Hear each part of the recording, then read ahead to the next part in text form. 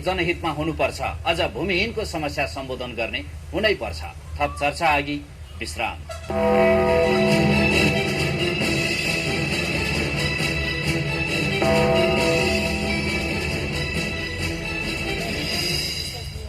ऐनको 8औं संशोधनमा भूमिहीन, सुकुम्बासी र अव्यवस्थित बसोबासीको परिभाषा खोटपूर्ण रहेको, भूमिहीनको हैसियतमा राज्यबाट प्रदान गरिने जग्गाको लाभग्राही बन्न भूमिमा आश्रित परिवार हुनुपर्ने आवश्यकतालाई आत्मसात नगरेको सरकारवालाको टिप्पणी छ।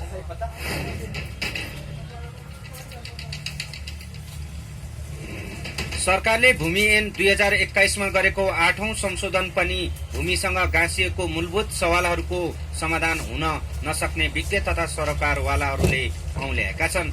नेपालको भूमि व्यवस्था तथा भू उपयोग नीतिका विज्ञ तथा सरकारवालाहरूले भूमि ऐन 2021 मा गरिएको 8औं संशोधन अपूर्ण रहेको विज्ञहरूको भनाइ छ। दलित गरिबलाई जग्गा दिने संविधानको प्रावधान कार्यान्वयन गर्न ऐनमा पर्याप्त र ठोस व्यवस्था नभएको सरकारवालाहरूले दर्शाएका छन्। मोही जोता किसान, सुकुम्बासी, भूमिहीन तथा अव्यवस्थित बसोबासको मूल समस्या समाधान गर्न ऐन संशोधन पश्चात पनि त्रुटिहरू रहेको दावी गरिएको छ। एकजना व्यक्ति 10वटा कम्पनीमा बस्नु पर्छ, 20वटा कम्पनीमा बस्नु पर्छ र सबै कम्पनीमा उसले जग्गा भनेपछि हदबन्दीको के मिनिङ भयो? त्यहाँ हदबन्दीको कुनै माने छैन। अस्ति झापामै एकजनाले तरकारी खेतीको लागि 12वटा कम्पनी दर्ता गर्नुपर्छ।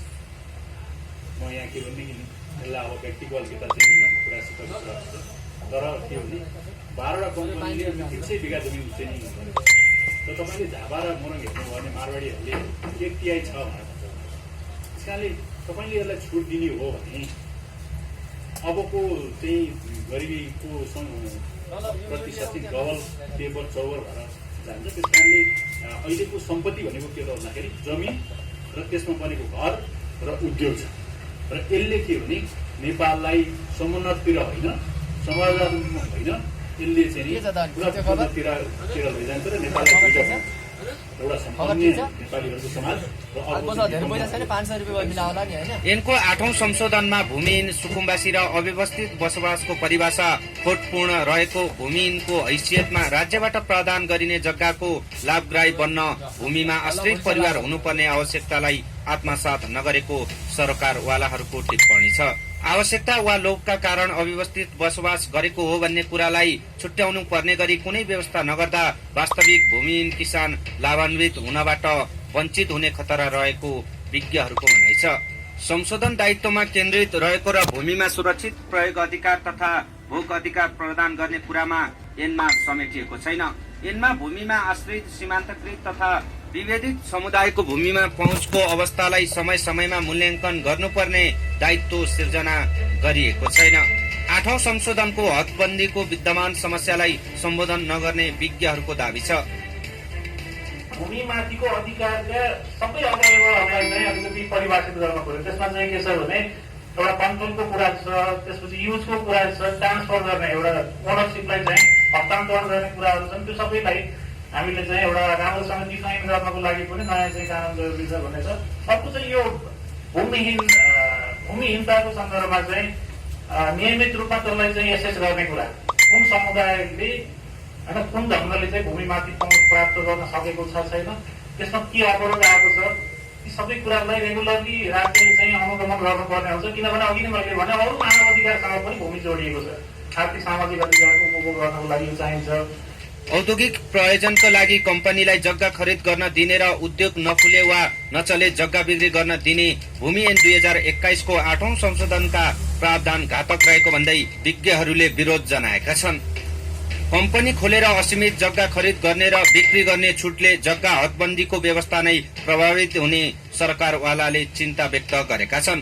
भूमि ऐन 8औं संशोधनले पनि वास्तविक भूमिहीन, सुकुम्बासी पहिचान गर्ने ठोस कार्यविधि तय नगरेको दावी गरेका छन्। 1 वर्ष मात्र कुद बुझाएर मोहीबाट निष्कासन गर्ने अन्यायपूर्ण व्यवस्था गरेको भन्दै भूमि विज्ञहरूले सरकारको ध्यान आकर्षण गराएका छन्। हामीले हेर्दा के कानुन बनाउँदाखेरि के विचार गर्नुपर्छ भन्दाखेरि कृषि प्रधान कन्ट्री हामी छौँ। कृषिमा आधारित जीवन प्रणालीमा एउटा परिवारलाई जीवकोपार्जनको लागि कति जग्गा चाहिन्छ मिनिमम त्यो हामीले हेर्नुपर्ने। तराईमा कति चाहिन्छ, हिमालमा कति चाहिन्छ, पहाडमा कति चाहिन्छ, किन भन्दाखेरि त्यो नै नहेरिकन हामीले केवल सिलिङ गर्दै गइरहेका छौँ अहिलेसम्म।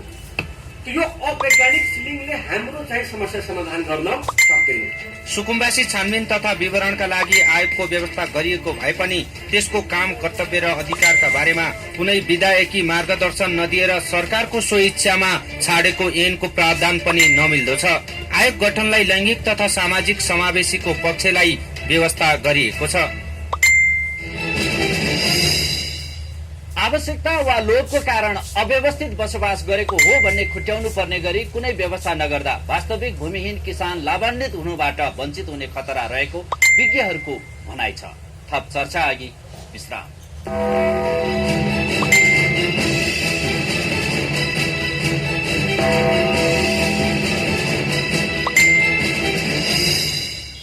मुक्त कमैया तथा हलियाका सन्दर्भमा रहेको भूमिमा पहुँचको समस्यालाई सम्बोधन गर्न ऐनको व्यवस्था अपर्याप्त भनिएको छ। विधेयक तर्जुमाको क्रममा सरकारवालासँगको परामर्शलाई व्यवस्था गरिएका कारण यस्तो नतिजा आएको विज्ञहरूको भनाइ छ। मोहीले जग्गा नकमाएको भन्ने एकतर्फी आधारमा मोही हकबाट वञ्चित गर्ने गरी आएको ऐन दुराग्रही भनिएको छ।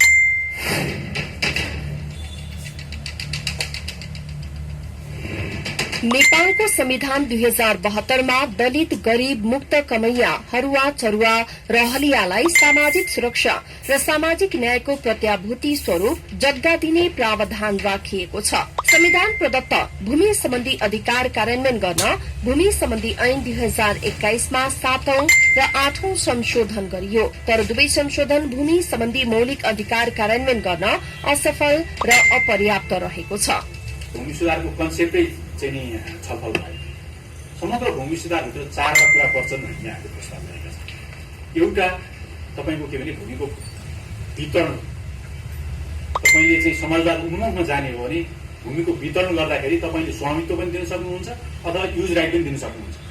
सोसलिस्टहरूले दिने भनेको चाहिँ समाजवादी देशहरूले अहिले पनि के त भन्दाखेरि युज राइट दिएछन् भने पुँजीवादी देशहरूले स्वामित्वको कुरा दिएका छन्। तपाईँले कुन दिने के गर्ने भन्ने खालको कुराको डिबेटै बाहिर चाहिँ छलफलमा आएको छैन। तर पहिलो कुरा तपाईँले यदि ल्यान्ड रिफर्म सच्चा चाहिँ समाजवाद उन्मुखमा जाने भने पहिलो कुरा भूमिको पुनर्वितरणको कुरा। दोस्रो, तपाईँले जग्गा नै दिनुभयो। तराईको एउटा समुदायले के भन्छ भन्दाखेरि अहिले पानी पर्यो भने हामी वर्षभरि खान पाउँछौँ, नत्र भने खान पाउँदैन। किनभने तपाईँको कृषित चाहिँ सिँचाइ, तपाईँको चाहिँ कृषि सहयोग, तालिम, बिउ, यो हरेक कुरा गाँसिएको छ। त्यस कारणले के भने तपाईँले त्यो कुरालाई सँगै जोड्नु भएन भनेदेखि चाहिँ नि तपाईँले दिएको भूमिले केही पनि गर्दैन। भूमि आन्दोलनका अगुवा तथा भूमि विज्ञहरूले ऐनको कमजोरी केलाएर सरकारलाई थप व्यवस्था गर्न आग्रह गरेका छन्। मुक्त कमैया तथा हलियाका सन्दर्भमा रहेको भूमिमा पहुँचको समस्यालाई सम्बोधन गर्न ऐनको व्यवस्था अपर्याप्त छ। विधेयक तर्जुमाको क्रममा सरकारवालासँगको परामर्शलाई बेवास्ता गरिएका कारण यस्तो नतिजा आएको विज्ञहरूको भनाइ छ। मोहीले जग्गा नकमाएको भन्ने एकतर्फी आधारमा मोही हकबाट वञ्चित गर्ने गरी आएको ऐन दुराग्रही छ भन्दै सरकारवालाहरूले कति जग्गामा कुन आधारमा स्वामित्व प्रदान गर्ने भन्ने कुनै पनि मानक ऐनमा उल्लेख नभएको बताएका छन्। यो आर्थिक सामाजिक अधिकारलाई हामीले संविधानमा चाहिँ मौलिक हकमा राखेका छौँ। तर धेरै आर्थिक सामाजिक अधिकारहरू, खाद्य, आवास लगायतका र सम्मानजनक तरिकाले बाँच्न पाउने कुराहरू, सामाजिक न्यायका कुराहरू चाहिँ एउटा भूमिको पुनः वितरण र भूमिमा आश्रित जनताको चाहिँ उनीहरूको जीविकोपार्जनको चाहिँ सुरक्षा, त्यसको ग्यारेन्टी राज्यले गर्ने कुराहरू र त्यसपछि भूमिमा एउटा राम्रो हिसाबले चाहिँ पहुँच दिने कुरा चाहिँ त्यो महत्त्वपूर्ण छ। त्यसको अभावमा चाहिँ आर्थिक सामाजिक अधिकारहरू इन्जोय गर्न सक्ने चाहिँ स्थिति हुँदैन भन्ने एउटा त्यो निष्कर्ष चाहिँ यसमा चाहिँ। अर्को, सरकारले गर्न खोजेको 7औं र 8औं संशोधनका माध्यमबाट जे गर्न खोजेको छ त्यो उद्देश्यमा चाहिँ कहीँ पनि असहमति छैन। त्यो एउटा राम्रो उद्देश्यका साथ चाहिँ अगाडि बढाइएको छ। तर त्यो टुक्रे हिसाबले चाहिँ सम्बोधन गरेर पिसमिल बेसिसमा चाहिँ सम्बोधन गर्न खोजेर यो चाहिँ सिङ्गो लामो समयदेखि चपिदिएका भूमिसँग सम्बन्धित सवालहरूलाई चाहिँ न्याय गर्न सकिँदैन। भूमिको असमान वितरण तथा उत्पादनशील भूमिमा पहुँचबाट वञ्चित विगतको सशस्त्र द्वन्द्व एवं सामाजिक आन्दोलनको केन्द्रमा रहँदै आएको छ भन्दै विज्ञहरूले भूमिको सवाल सम्बोधन नभए द्वन्द्व समाप्त नहुनेतर्फ सचेत गराएका छन्। मर्यादित जीवनयापन, खाद्य तथा आवास अधिकार लगायतका आर्थिक तथा सामाजिक अधिकारको व्यावहारिक उपभोगका लागि भूमि सुधार अपरिहार्य भन्दै सरकारवालाहरूले भूमि सम्बन्धी ऐनमा गरिने टुक्रे संशोधनबाट संविधान अन्तर्गतका एकाध विषय कार्यान्वयनमा ल्याउन सहयोग पुग्ने भए पनि लामो समयदेखि थापिरहेका कैयौं भूमि सम्बन्धी समस्या सम्बोधन गर्न सकिँदैन। भूमिको न्यायोचित वितरण गरी भूमिमा आश्रित जनतालाई कृषि कार्यका लागि जमीनमा पहुँच स्थापित गर्ने लक्ष्य अधुरै रहन्छ। 7औं र 8औं संशोधनका प्रयास सकारात्मक भए पनि दुवै अपूर्ण तथा त्रुटिपूर्ण छन्, विज्ञहरूको दावी छ। कहीँ पनि छैन कि भूमिहीन कति छन्, कस्ता किसिमका भूमिहीनहरू छन्, त्यसको क्याटेगोरी हामीले निकाल्नुपर्छ। र त्यसको लागि सबभन्दा पहिला हामीले सर्वे गर्नु पर्यो कि नेपालभरिमा कतिजना भूमिहीन छन्, ती भूमिहीनहरूको क्याटेगोरी कस्ता खालका छन्, त्यसले कहिले जग्गा लिए कि लिएन, लिए भने त्यसले के गर्यो। जबसम्म हामी सिस्टमेटिक र साइन्टिफिक एप्रोच बनाउँदैनौँ, इन्टिग्रेटेड एप्रोचमा जाँदैनौँ यो भूमिहीनको समस्या समाधानको लागि, तबसम्म हामीले यस्ता किसिमका के भन्छ ऐन मात्र प्रोभिजन गरिदिएर कुनै समस्या समाधान हुने खालका छैन। भूमि ऐन 2021 को 7औं संशोधनमा पनि भूमिहीन दलितलाई भूमि दिइसक्नुपर्ने समयावधि 10 वर्ष तोकेको, बाँकी सबै पक्षलाई सरकारको तजबीजमा छाडेको छ। भूमिको प्रयोजन, परिमाण लगायतका सारभूत पक्ष तोक्ने सन्दर्भमा ऐनमा मार्गदर्शनको अभाव छ भन्दै विज्ञहरूले कानूनमा रहेको त्रुटि सच्याउन सरकारलाई आग्रह गरेका छन्।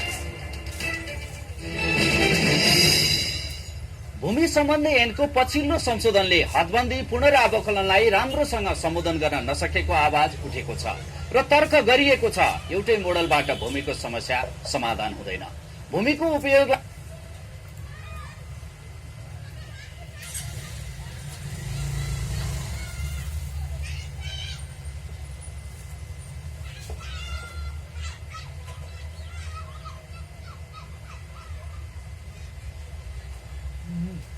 ड्रपमा छैन रहेछ, सत्या रहेछ।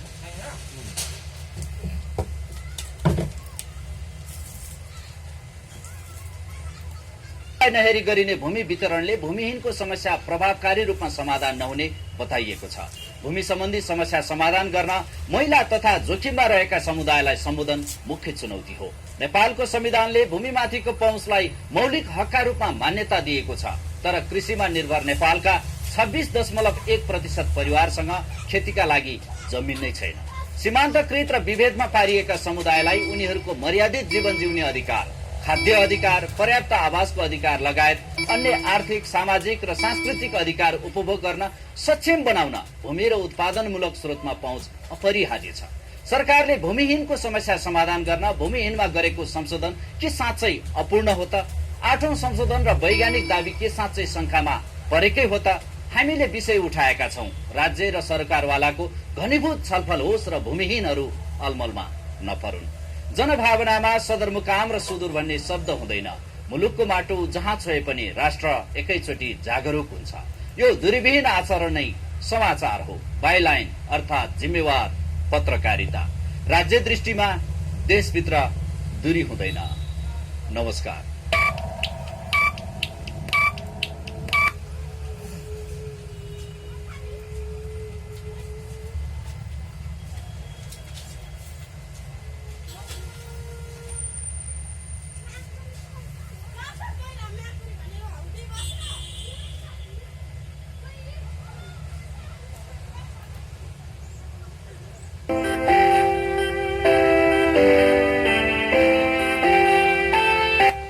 नमस्कार, यहाँलाई स्वागत छ यो यस्तोलका अनलाइन मिडियामा। 2021 सालदेखि जमिनमा लाग्दै आएको मैयानी हक 2076 भदौ 4 देखि नलाग्ने भएको छ। अब जमिनमा मैयानी हक नलाग्ने भएको छ। सरकारले 2076 भदौ 4 गतेदेखि जग्गा जमिनमा मैयानी हक लाग्ने व्यवस्था खारेज गर्ने जनाएको छ। कृषि, भूमि र व्यवस्था तथा सहकारी मन्त्रालयले सार्वजनिक सूचना नै प्रकाशन गरेर 2076 भदौ 4 पछि मोयानी हक नलाग्ने जानकारी गराएको हो। तपाई कुनै पनि जग्गाको मोही हुनुहुन्छ भने भदौ 3 गतेसम्ममा मोयानी हक दाबी गरिसक्नुपर्नेछ। त्यसपछि तपाईले मोयानी हक दाबी गर्न पाउनुहुन्न। सरकारले मोयानी हक सम्बन्धी निवेदन लिएर छिनोफानो गरेर जमिनमा कायम रहेको दोहोरो स्वामित्वको अन्त्य गर्न लागेको हो। मन्त्रालयले वैशाख 23 गते सार्वजनिक गरेको कृषि, पशुपन्छी, भूमि व्यवस्था तथा सहकारी क्षेत्रको रूपान्तरणको मार्गचित्र 2075 मा 1 वर्षभित्र मोयानी सम्बन्धी समस्या पूर्णतः समाधान गर्ने उल्लेख थियो। सोही मार्गचित्र अनुसार मन्त्रालयले मोयानी समस्या समाधान एकाइ गठन गरेर जमिनमा कायम रहेको अवैध स्वामित्व अन्त्य गर्न लागेको हो। निवेदन मोयानी वा जग्गाधनी दुवैले दिन सक्ने मन्त्रालयका प्रवक्ता गोपाल गिरीले जानकारी दिएका छन्। उनका अनुसार नेपालमा 1 लाख बढी मोयानीहरू रहेका छन्। विगतमा उनीहरूले काम गरेको जग्गाको आधा जग्गा मोयानी हक अन्तर्गत उनीहरूको पनि हुने व्यवस्था थियो। त्यसले गर्दा एउटा जग्गामा 2 जनाको स्वामित्व हुने थियो। जग्गामा दोहोरो स्वामित्व हटाउनका लागि मोयानीको अन्तिम निवेदन लिएर यो व्यवस्था नै खारेज गर्न लागि प्रवक्ता गिरीले बताए। 2021 सालको भूमि ऐन अनुसार एउटा जग्गामा काम गर्ने मोही र जग्गाधनी दुवै जनाको हक जग्गामा लागू हुने व्यवस्था थियो। हालसम्म नेपालका 77 वटा जिल्लामा मालपोत कार्यालय र 21 वटा भूमि सुधार विभागबाट नै मोहीका लागि निवेदन दिन पाउने छन्। के हो त यो मोयानी भन्नाले अर्कैको जग्गा खेती किसान गर्नेलाई बुझिन्छ, जसले आफूले अरूको जग्गा श्रम गर्छन् र त्यस बापत श्रम बापत उत्पादन भएको वस्तु जग्गाधनीलाई पिएन पढेर चलाउने गर्छन्। यो नेपालमा पहिलेदेखि नै चलिआएको एउटा चलन हो, जसले गर्दा एउटै जग्गामा एकभन्दा बढी व्यक्तिको स्वामित्व हुँदै आएको थियो। यही स्वामित्वको अन्त्य गर्दै सरकारले मोयानीहरूको रूपमा उनीहरूलाई आधी जग्गा उपलब्ध गराउन लागेको हो। धन्यवाद। मैले यो क्लिक काठमाडौँबाट लिएको समाचार 2021 सालदेखि जन्म लाग्दै आएको मोयानी हक 2076 भदौ 4 गतेदेखिबाट नलाग्ने भनेर लेखिएको समाचार तपाईलाई जानकारी दिए। तपाईँ पनि मोही र मोयानी हुनुहुन्छ भने कृपया चाँडै गर्नुहोस्, आफूले पाउने अधिकार नछोड्नुहोस् र 2076 भदौ 4 गतेदेखि तपाईँहरूले त्यो जग्गा स्वतः छोड्नुपर्ने हुन्छ। त्यसको हक दाबीका लागि चाँडै नै निवेदन दिइहाल्नुहोस् मालपोतमा, त्यसले तपाईँले आफ्नो हक दाबी गर्न पाउनुहुनेछ। धन्यवाद।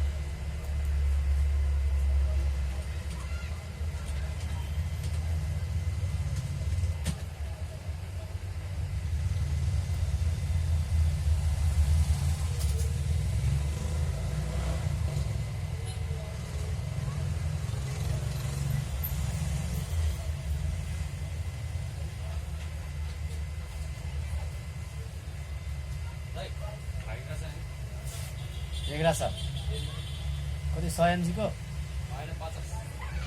50 MG कतिवटा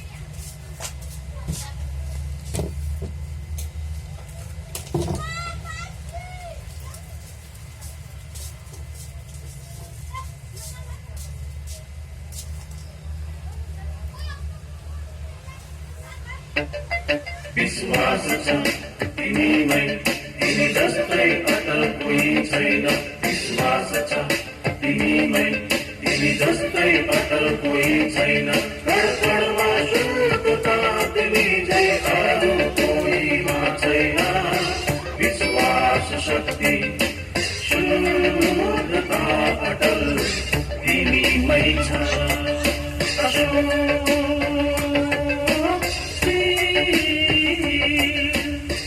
अत्याधिक शक्तिशाली सर्वोत्कृष्ट जोड्ने क्षमता र लचकदार थर्मेक्स प्रविधिबाट निर्मित अशोक टिएमटी स्टिल 2 दशकदेखि। हेलो साथीहरू, स्वागत छ तपाईहरुलाई मेरो युट्युब च्यानलमा। र आज हामी हेर्न गइरहेको छौं मेजरमेन्ट सिस्टम इन नेपाल। जो हामी जग्गा नापी जो प्रणाली हुन्छ नेपालमा, त्यो चाहिँ कसरी मेजरमेन्ट गर्ने, 1 बिघामा कति कट्ठा हुन्छ, 1 कट्ठामा कति के हुन्छ, रोपनी के हो हैन, कट्ठा धुरहरू पुरै हामी हेर्छौं हैन, रोपनीहरू टोटल छ यसमा। सो स्टार्ट गरौँ हामी मेजरमेन्ट सिस्टम इन नेपाल। यहाँ के भनेछ भने यो अफिसियली पेज हो र त्यो पेजबाट म तपाईलाई हेराउन गइरहेको छु कि के छ हाम्रो नेपालको चाहिँ अहिलेको 2020 भनौं या 2076-77 को अहिले के छ त्यो म तपाईहरुलाई भन्न गइरहेको छु।